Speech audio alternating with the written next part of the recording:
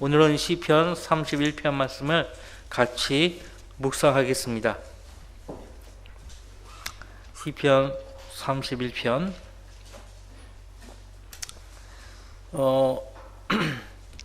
이렇게 먼저 읽어오신 분들은 아시겠지만은 주님이 보이죠. 다윗의 이 간구가 다윗 자신의 간구만이 아니고 예수 그리스도께서 하신 간구로 보입니다. 자, 오 주여 내가 주를 신뢰하나이다. 나로 결코 수치를 당하지 않게 하시고 주의 의로 나를 구하소서. 이 1절은 다윗이죠. 다윗이 한 간구입니다. 주의 의로 나를 구하소서.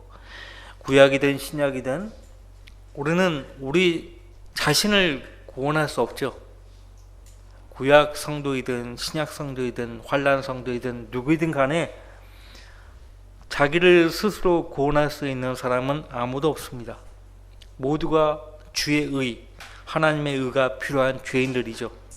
그 주의 의로만 우리 죄인들을 구원할 수가 있어요. 그래서 주의 의로 나를 구하소서라고 하는 것입니다. 우리도 주님의 의를 구했었죠. 주의 이름을 부르는 자는 구원을 받는다고 했잖아요. 누구나 구원을 받으라고 했죠. 주의 귀를 내게 기울여 나를 속히 구해 주시고. 주님에게도 귀가 있습니다. 눈이 있고요, 입이 있죠. 왜? 사람의 모습이 하나님의 형상이에요. 비록 아담의 죄 때문에 하나님의 완벽한 형상을 잃어버렸지만은 하나님께도 우리처럼 귀가 있고요, 눈이 있고 입이 있습니다. 그래서 주의 눈은 의를 향하시고 그분의 귀는 그들의 간구에 귀를 기울이신다고 했어요. 그래서 그것을 아는 성도는 주의 귀를 내게 기울여 나를 속히 구해 주시고 나를 구원하는 방어의 처소로서 나의 견고한 반석이 되소서. 속히 구해 주시고라고 하죠. 지금 이렇게 요청하는 다윗은 상태가 평탄한 상태는 아니에요. 고난 가운데 있음을 우리는 알 수 있죠. 고난 가운데 있는 성도는 주님께 속히 고난에서 구원해 주시라고 기도할 수 있어요. 하지만 대부분의 기도가 바로 응답이 안 됩니다. 왜? 그 고난은 하나님이 그 성도들을 연단할 목적으로 하나님이 허락하신 거기 때문에 허락하신 그분이 시간이 지나야만 거두시는 거죠.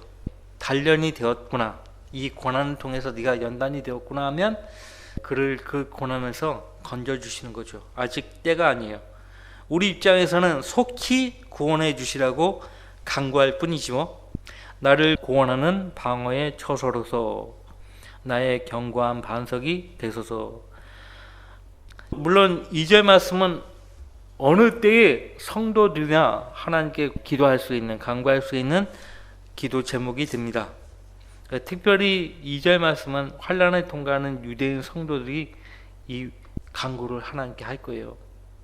나를 구원하는 방어의 처소로서 나의 견고한 반석이 되소서. 왜 그들은 이런 간구를 할 수밖에 없는 것인가? 적그리스도의 위협을 당하고 있기 때문에 속히 구원해 달라고 하나님께 요청할 수밖에 없는 거예요. 구원하는 방어의 처소, 오늘날로 표현하면 방어진지예요. 방어진지. 군대 갔다 오신 분들은 방어진지를 구축하라, 명령이 떨어지면 방어진지 구축을 해야 되죠. 근데 보통 방어진지는 흙으로 담을 쌓아요. 그것이 고작인데 지금 방어의 처소, 구원하는 방어의 처소는 흙으로는 안 돼요. 바위로 된 처소를 말합니다. 바위로 된 처소. 견고한 반석이 되소서. 그래서 이 기도가 환난 유대인 성도들 앞에서 응답되죠. 요한계시록 12장을 통해서 우리가 보게 되죠. 셀라 페트라예요.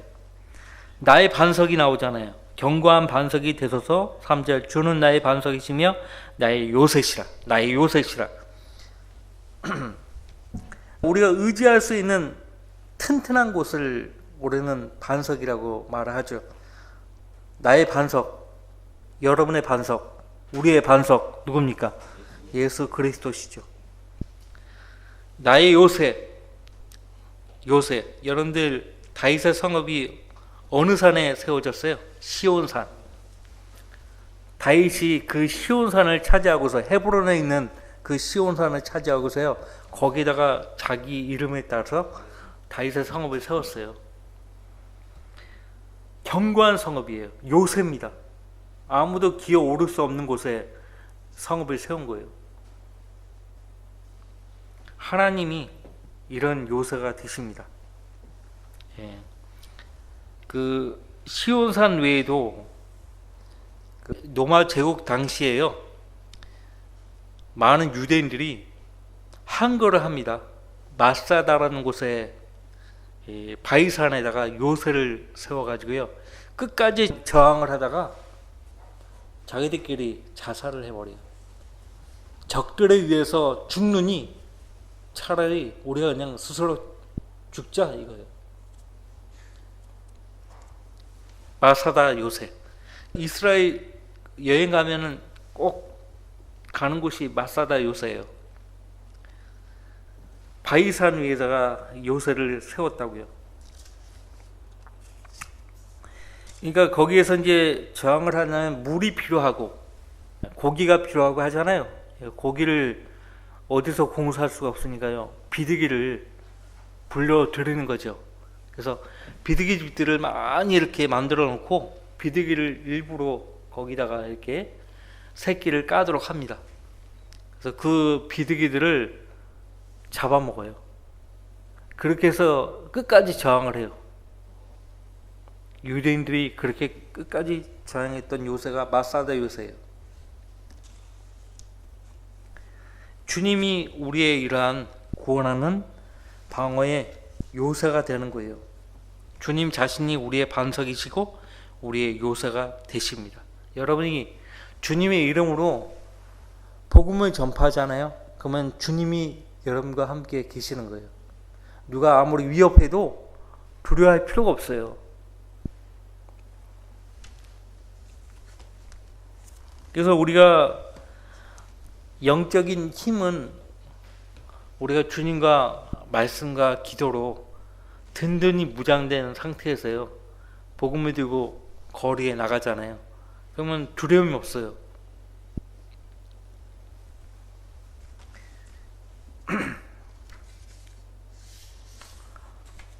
다윗은 지금 나를 인도해 주시라고, 지도해 주시라고, 또 그물에서 나를 끌어내 주시라고 또 요청합니다.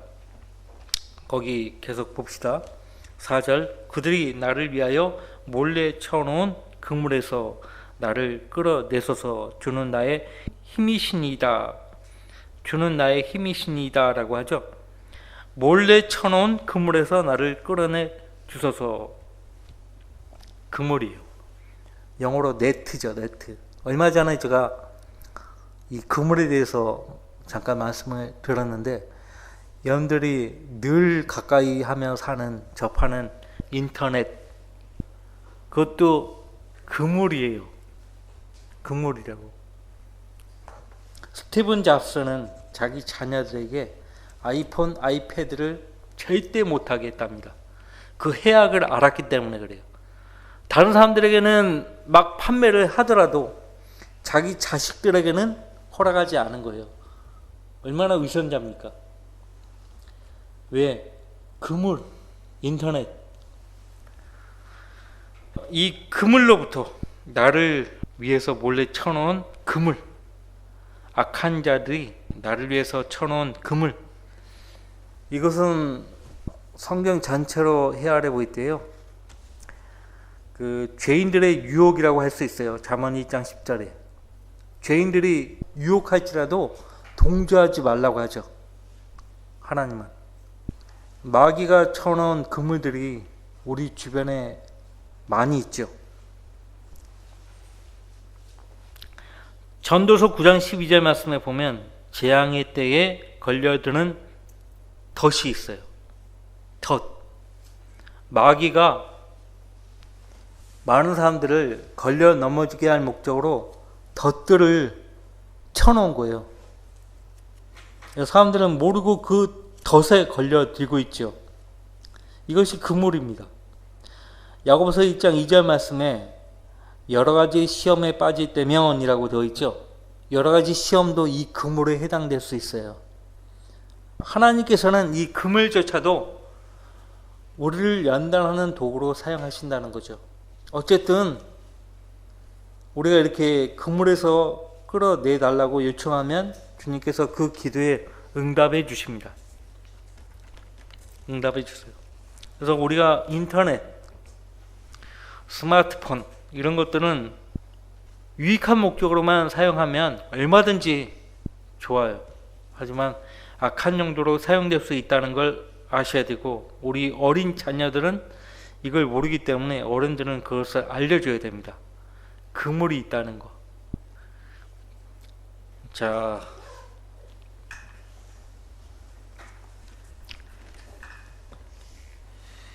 계속 이어보겠습니다. 주는 나의 힘이시니이다. 그렇죠? 주님은 우리의 힘이 되시죠. 특히 이 힘은 우리의 영적인 힘이에요. 1차적으로 하나님은 우리에게 영적인 힘을 주시죠.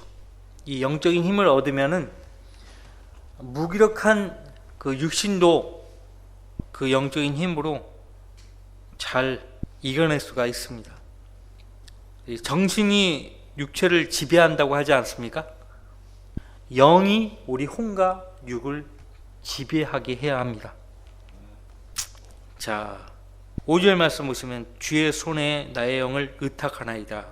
오 진리의 주 하나님이여 주께서 나를 구속하셨나이다. 역사적으로는 다윗의 간구지만 또 이 간구대로 응답해 주셨죠. 이 5절 말씀. 그러나 주의 손에 나의 영을 의탁하나이다. 예수님도 이 말씀을 하셨죠. 이 간구를 하셨죠. 십자가에서. 누가복음 23장에서 그렇게 하셨죠. 23장 46절 말씀에서 간구를 했어요. 또 사도행전 7장에서 스테반이 이런 기도를 했죠. 주의 손에 나의 영을 의탁하나이다. 사실 우리 영은 우리 것이 아니죠. 하나님의 것이죠.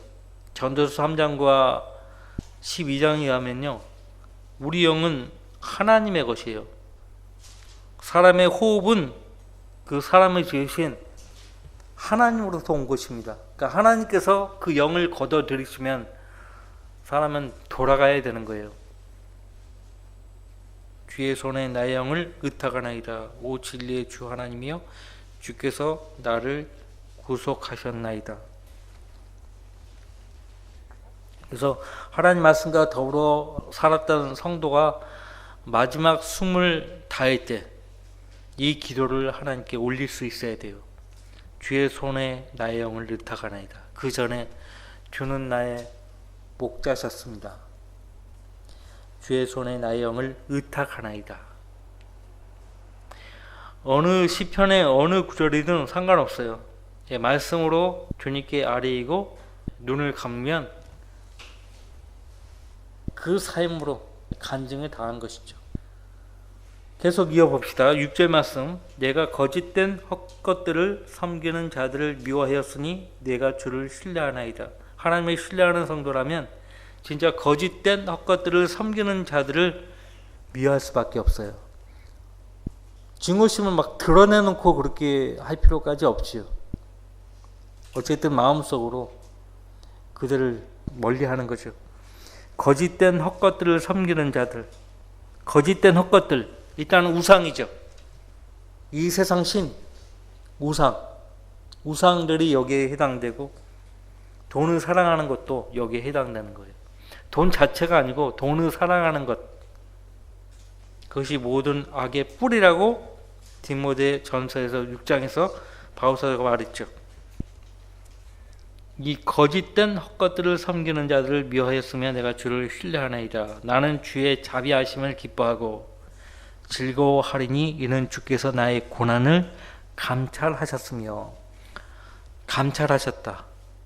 계속 둘러보셨다는 거죠. 주께서 역경에 처한 나의 혼을 아셨고 나를 원수들의 수중에 가두지 아니하셨음이니 주께서 넓은 땅에 내 발을 세우셨나이다. 주께서 역경에 처한 나의 혼을 아셨다.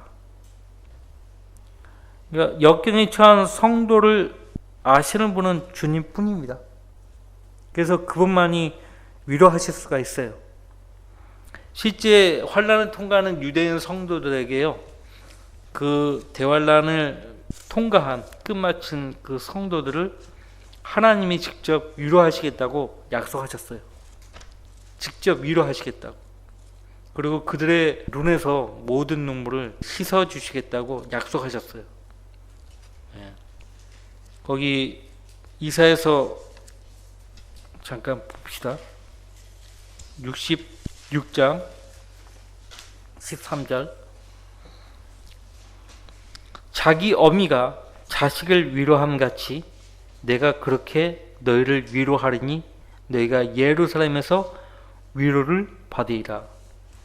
예루살렘에서 하나님으로부터 위로받으려면 이 예루살렘으로 모여야 돼요.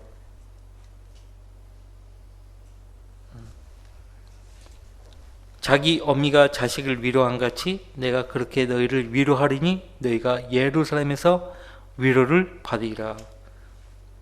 이 말씀은 아직 성취되지 않았습니다.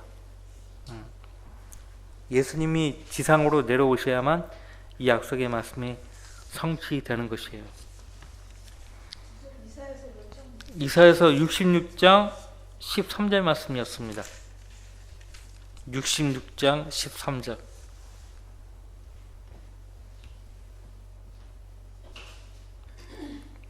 자, 다시 시편 31편 오시면 나를 원수들의 수중에 가두지 아니하셨음이니 주께서 넓은 방에 내 발을 세우셨나이다. 실제 역사적으로 다윗의 입장에서는 이 넓은 방이 왕궁에 해당될 수 있어요. 다윗의 궁. 하지만 예언적으로는 셋째 하늘에 해당이 되는 표현입니다. 넓은 방.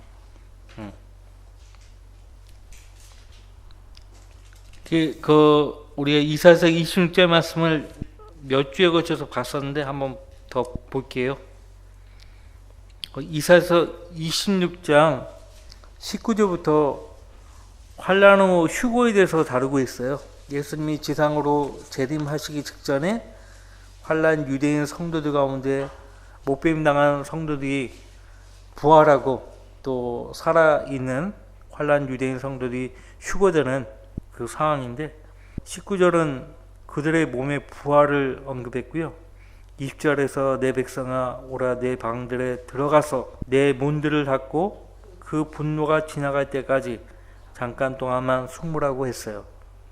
그러니까 19절 말씀과 더불어서 같이 이어서 보면은 이제 휴거되어서 셋째 하늘로 올라갈 것을 말씀하는 것으로 우리가 그렇게 봐야 하고요. 저는 지난주에 20절 말씀에 떼어가지고 요한계시록 12장과 연관시켜가지고 광야로 가는 것으로 제가 그렇게 여러분들에게 설명을 했는데요. 19절 말씀과 이어서 보면은 20절 말씀은 광야에서의 3년 반 동안 부양받는 것이 아니고 실제 휴거되었기 때문에 19절 말씀에서 휴거되었기 때문에 셋째 하늘에 가 있는 것을 말합니다. 셋째 하늘의 넓은 방 거기에 들어가서 문을 닫고 그 분노가 지나갈 때까지 잠깐 동안만 숨으라. 이제 지상에 예수님이 내려오셔서 아마겟돈 전쟁 하시잖아요. 그런 1년의 주님의 분노가 지나갈 때까지 잠깐 동안만 숨으라고 말씀하신다고요. 그렇게 봐야 합니다. 정리를 그렇게 해야 되고요. 다시 31편 다시 와서요. 예언적으로는 이 넓은 방이 이사야서 26장 20절 말씀과 연관됩니다. 셋째 하늘이에요. 셋째 하늘. 예. 그래서 노아의 방주도 3층으로 되어 있고 솔로몬이 지은 성전도 3층으로 되어 있습니다. 3층으로 되어 있어요.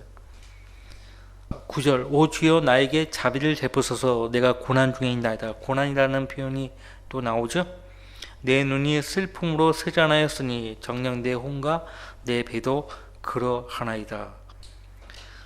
내 생명은 슬픔으로 내 연소는 한숨으로 소모되었으며 내 기력은 내 죄악으로 인하여 약해지고 내 뼈는 세잔하였나이다.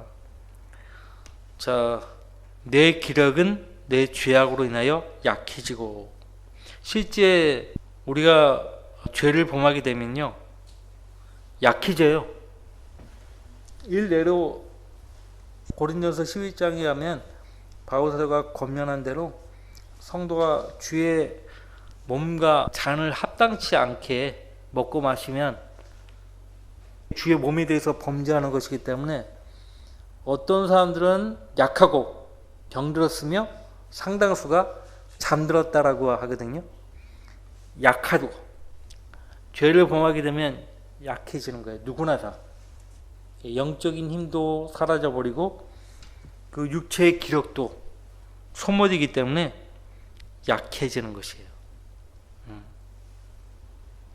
예, 믿음도 약해지고 건강도 약해지고, 예, 모든 것이 약해져요. 근데 지금 다윗이 이 10절에서 내 기력은 내 죄악으로 인하여 약해지고 라고 했을 때 내 죄악으로 인하여 이 육체로 고난받을 때 계속 육체가 그를 계속 도전하는 거죠. 하나님께 범죄하도록 계속 도전하는 경우에요. 실제적으로 성도가 고난에 처하게 되면요 육체로 범죄하는 범죄율이 감소돼요. 그러니까 그 범죄 가능성이 그렇게 많지가 않아요. 그래서 사도 베드로가요 베드로전서 4장 1절 말씀에서 육체로 고난받은 자들은 뭐라고 했어요? 죄로부터 단절되었다는 말을 쓰잖아요. 여러분 진리 때문에, 복음 때문에, 믿음 때문에 고난받고 있는데 육체로 죄 범할 그런 생각을 합니까? 보통 사람이요? 안 해요. 이런 경우는 있어요. 이런 경우는 있다고. 육체가 계속 죄를 짓도록 도전해 오는 경우예요. 구원받은 성도의 혼을 향해서요 육체가 계속 도전해요. 그런 경우를 두고 다윗은 내 죄악이라고 이렇게 말을 하고 있거든요. 실제적으로 지금 고난 중에 있다고 하는데 무슨 죄를 범하겠어요. 근데 지금 육체가요 다윗 자신을 향해서요 죄를 범하도록 공격을 하고 있는 거예요. 공격을 해요. 그 점에 있어서는 욥도 자유롭지 못했어요. 욥도 육신의 시험에 뭐라고 할까요? 일시적으로 육신의 시험에 한 방 맞았다고요. 그래서 그것 때문에 계속 자기 의를 주장해요. 친구들 앞에서 내가 의롭다고. 결국 하나님 앞에 섰을 때 자기가 의롭지 못한 죄인임을 깨닫게 되죠. 그래서 회개하잖아요. 욥기 40장에 가면 회개해요. 그 잠깐 욥기 27장 보세요. 이런 경우는 누구라도 이런 죄를 범할 수가 있어요. 도덕적인 죄를 범하지 않는다 해도.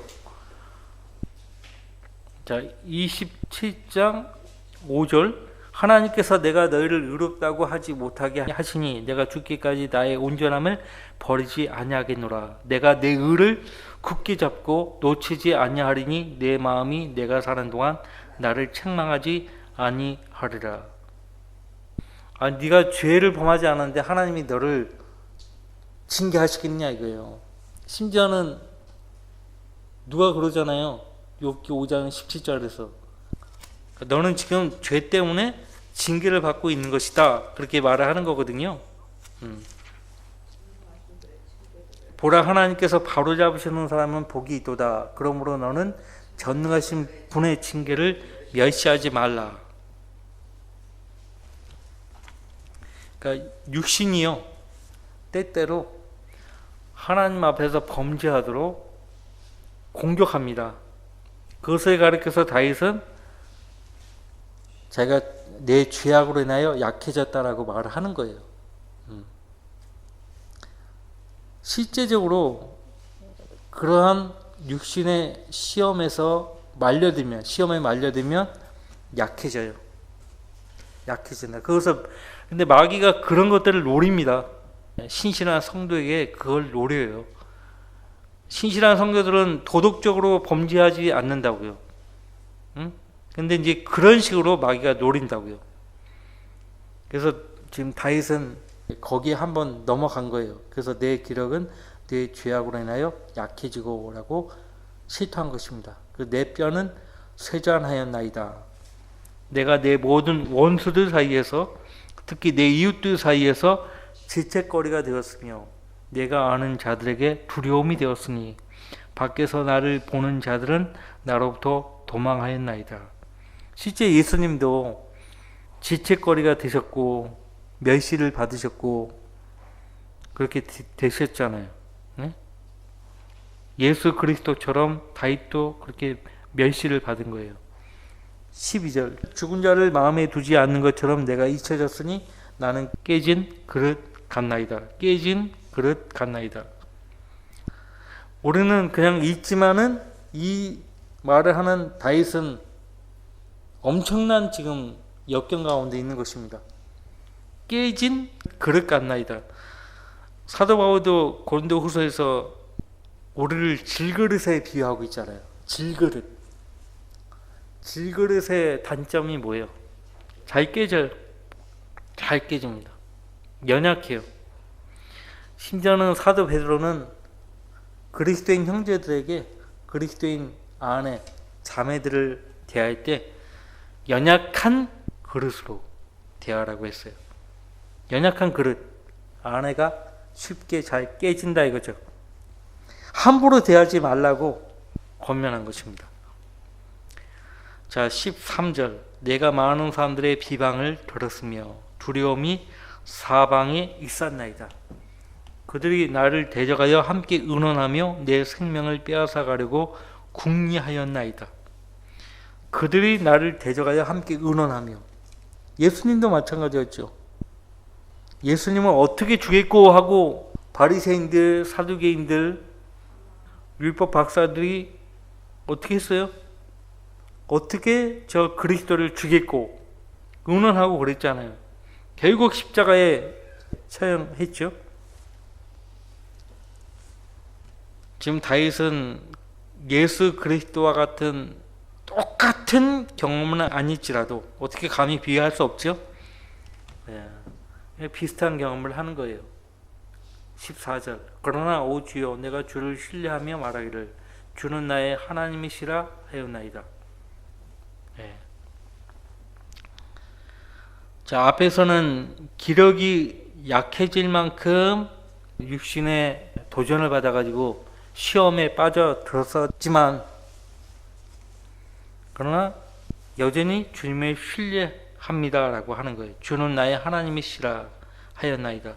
나의 때가 주의 손에 있으니 나의 때가 주의 손에 있으니 정말 그러합니까? 우리가 얼마를 더 살지라도요 그거는 우리가 몰라요. 알 수가 없어요. 때와 기한은 하나님께 속해 있다고 하잖아요. 사도행전 1장에도 때와 기한은 하나님께 속한 것이라고 했어요. 우리가 마음대로 때를 정할 수 없어요. 심지어는 여러분들 잠언 16장 33절에 뭐라고 말씀하고 있습니까? 제비는 마음대로 뽑으나 그 일의 결과는 주께 있느니라. 사람들이 제비를 마음대로 뽑지만은 그 일의 결과는 다 주님께 있다고요. 자, 계속 이어서 보겠습니다. 16절. 주의 얼굴을 주의 종 위에 비추시고 주의 자비하심으로 인하여 나를 구하소서.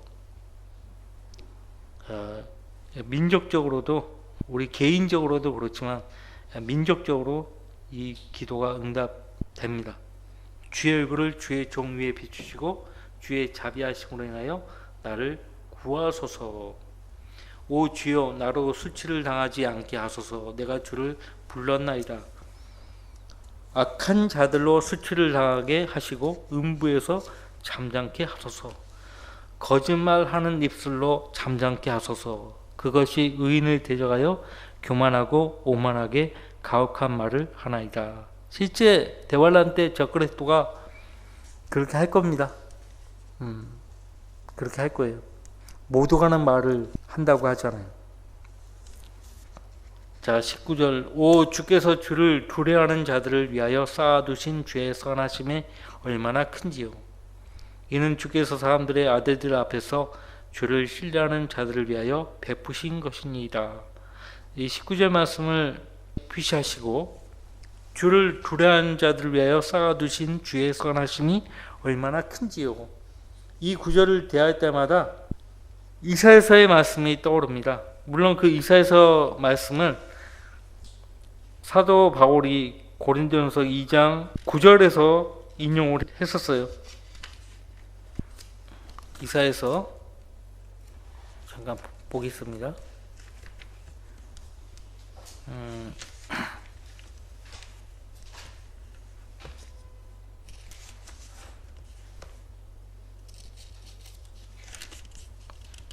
이사야서가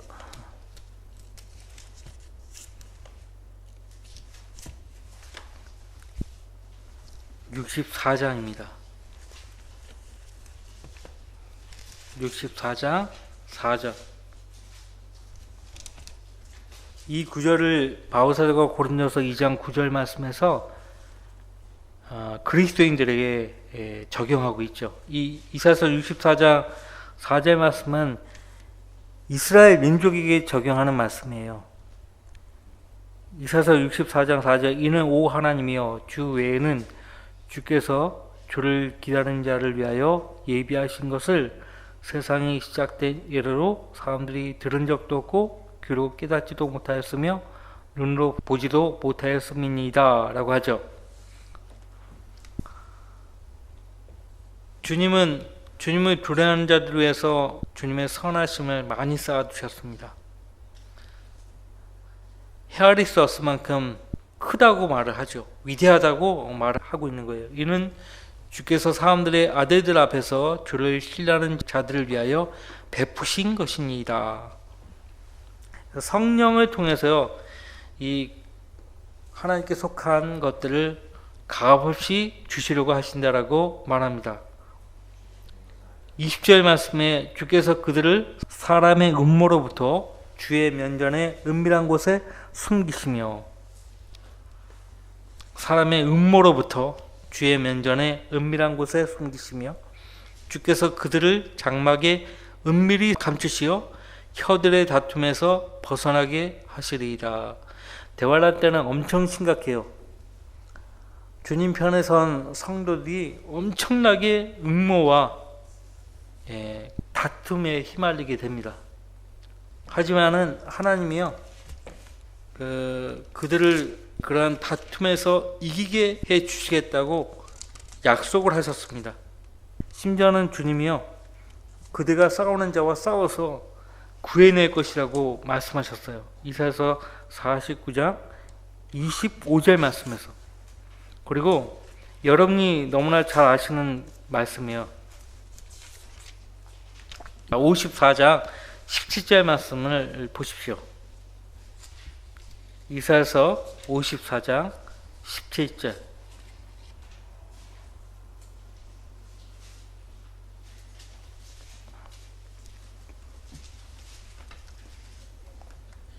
같이 읽어볼게요. 너를 대적하려고 만들어진 어떤 무기도 성공하지 못할 것이요 재판에서 너를 대적하여 일하는 어떤 혀도 내가 정죄할 것이라.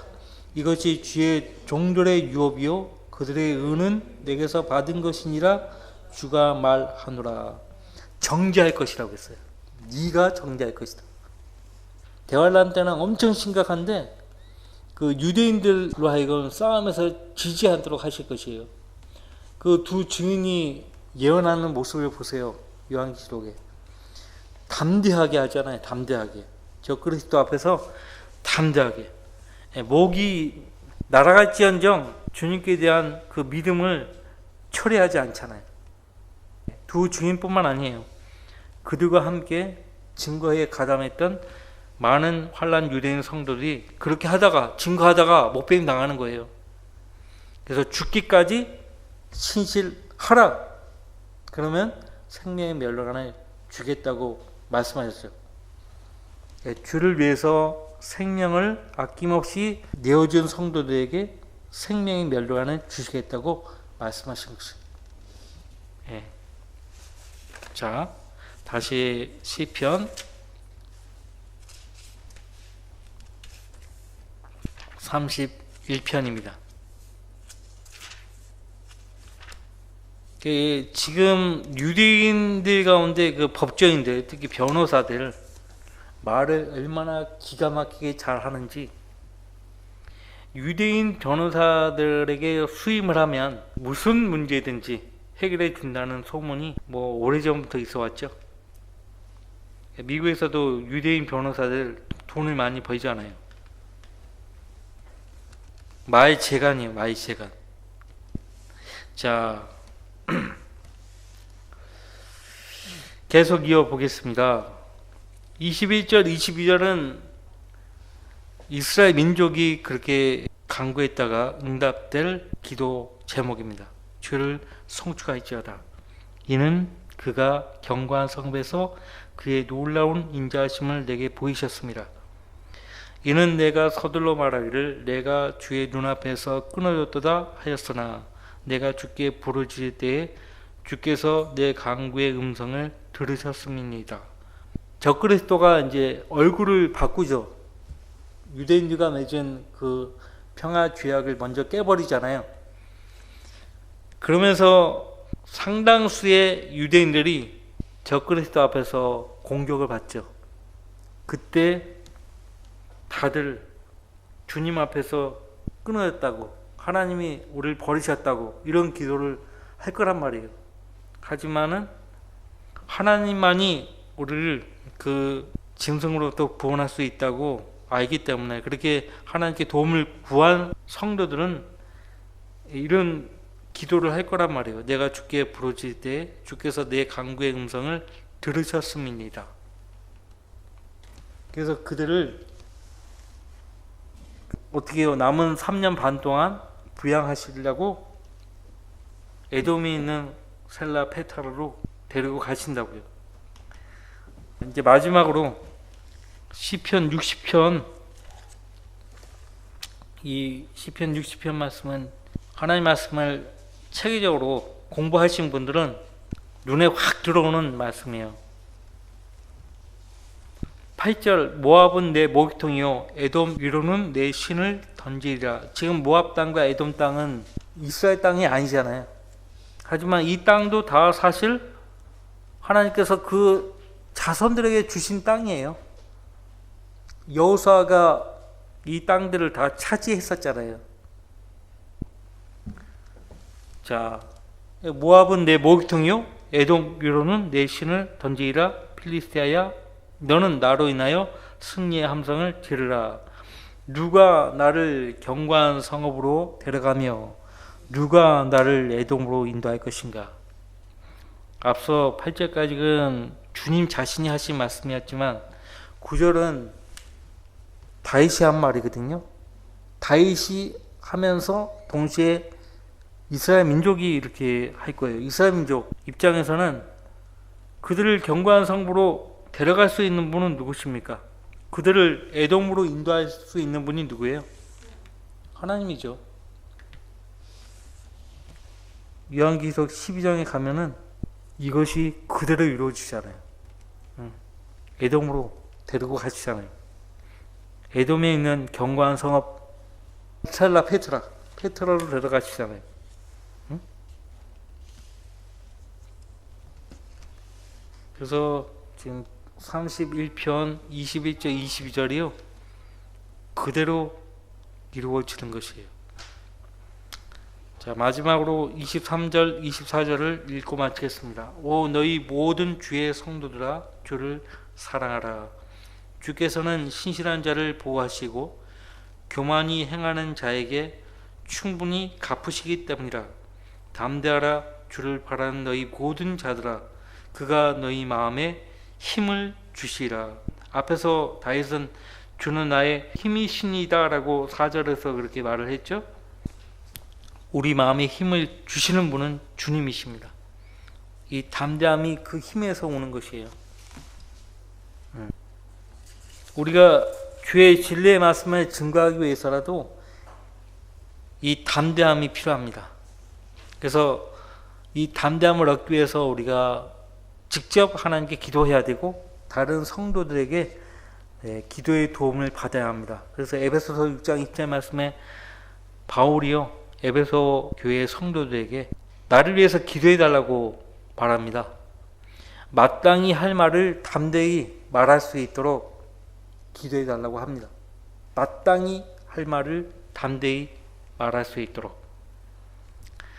디모데전서 3장 13절 말씀에 그 집사의 직분을 언급하면서 직분을 잘 섬기는 사람들은 주님 오실 때 좋은 지혜를 얻을 뿐만 아니라 그리스도 예수 안에 있는 믿음 안에서 큰 담력을 얻는다고 했어요. 큰 담력, 담대함이죠. 히브리서 13장 6절 말씀에 그러므로 우리가 담대히 말하기를 주는 나를 돕는 분이시니 사람이 내게 무엇을 하든지 내가 두려워하지 아니하리라 하노라. 담대히 말한다고. 하나님 말씀을 믿는 성도라면요 이 담대함이 그 말씀을 믿는 믿음에서 오는 것이죠. 그래서 배우지 못하고 무식한 사도 베드로와 요한이요 증거하는 모습을 봤을 때 그때 당시 사람들은 놀랐어요. 배우지 못하고 무식한 사람인 줄 알았는데 너무 담대하게 증거하는 것을 보고요 놀랐다고 했어요. 알고 봤더니 그들이 예수와 함께 있었더라 이거예요. 예수와 함께 있었던 것을 안 거예요. 우리 역시 마찬가지죠. 언제나 성도라면 예수님과 동행하면요 그분을 통해서 힘을 얻는 것이죠. 그 힘을 얻어야만 담대하게 살아갈 수가 있어요. 그래서 담대함을 잃지 않아야 돼요. 담대함을 잃지 않아야만 어떤 역경이 와도요 믿음으로 이겨낼 수가 있어요. 자, 그러면 기도 제목을 보십시다.